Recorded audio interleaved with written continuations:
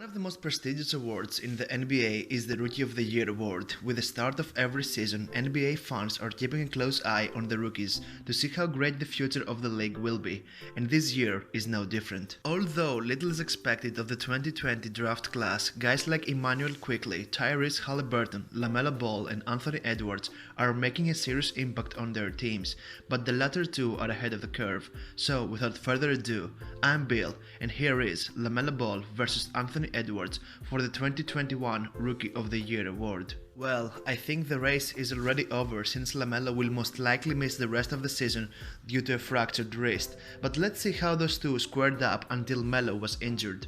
The youngest of the three Ball brothers was the most hyped player of his class coming into the 2020-2021 season, and he didn't disappoint. He still leads all rookies in assists and rebounds per game with 6.1 and 5.9 respectively, while also being second in points per game with 15.9. He spent the first half of the season coming off the bench, but it was when he became a starter that really showed what he can do, averaging 19.8 points on 46.8% shooting during his 20 games as a starter. LaMelo put the worries about his shot to bed with a 42.6% from three-point range in his 20 starts. He, of course, won Eastern Conference Rookie of the Month honors in both January and February and was the only rookie over the past 60 years to lead all first-year players in total points, rebounds, assists and steals at the All-Star break. Overall, LaMelo continues down the path his brother Lonzo carved regarding passing. He has the vision, the creativity and desire to feed his teammates.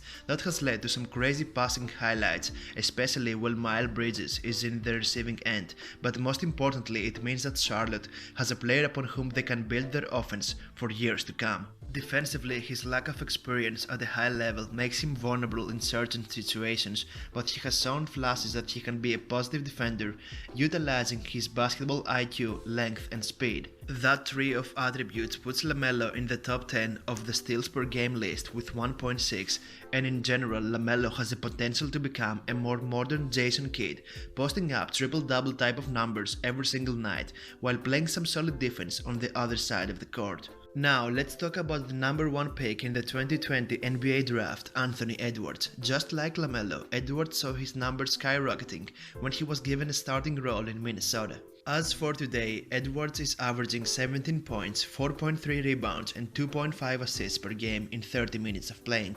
The highlight of his young career was the historic 42-point performance against the Suns when he joined LeBron James and Kevin Durant as the only three teenagers in NBA history to drop 40 points. Nights like that helped the former Georgia Bulldog average 24.5 points, 5.6 rebounds, 2.3 assists and 1.8 steals per game since the 24th of February. The best version of Edwards, so far at least, is when he puts his head down and gets to the rim, utilizing that crazy athleticism to finish at the rim, combined with the ability to knock down jumpers when the defense tries to keep him out of the paint. But he needs a lot of work if he wants to become an efficient scorer, and that's totally okay. He's a rookie after all. He's shooting just 38.5% from the field and doesn't get to the line often enough for a guy with his athletic abilities. In other words, the main problem with Edwards is his shot selection. If he can use the threat of his drive to get a cleaner look at the perimeter, he'll be on the right path. The Wolves are demanding too much from Edwards right now, with key players like Russell, Towns and Beasley constantly out of the rotation.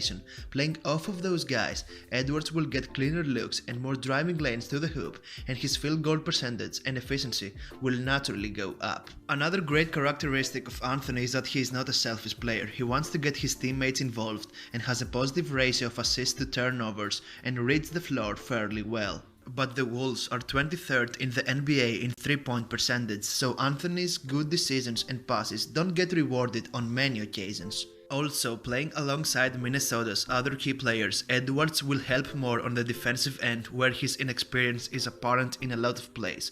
All those negatives are coming down to how raw Edwards is. He reclassified and skipped his senior season of high school, so he's one of the youngest players in the NBA. He needs time to develop and realize that for the first time in his life, he can't rely on his physical tools to bail him out of bad decisions. He has a very high ceiling. He can be an elite driver driver to the rim who collapses defenses, giving him the choice to score or create for his teammates, and more than a decent outside shooter who can punish defenders who are afraid of his drive. See the free throw percentage as a good indicator of that. Defensively, he can be a monster, using his God-given gifts to smother opponents and offer great rim protection. All he needs is time to learn and find the right balance. As for now, he has a fantastic rookie season despite the flaws, and he is a reason why Minnesota fans are hoping for better days in the future. Let's hope the team won't let Edwards end themselves down with poor choices. I would love to hear your thoughts in the comments below about who do you think should win the NBA Rookie of the Year award. Has LaMelo played in enough games to have a chance of winning it? And until next time, make sure to hit that subscribe button for more NBA content. Peace.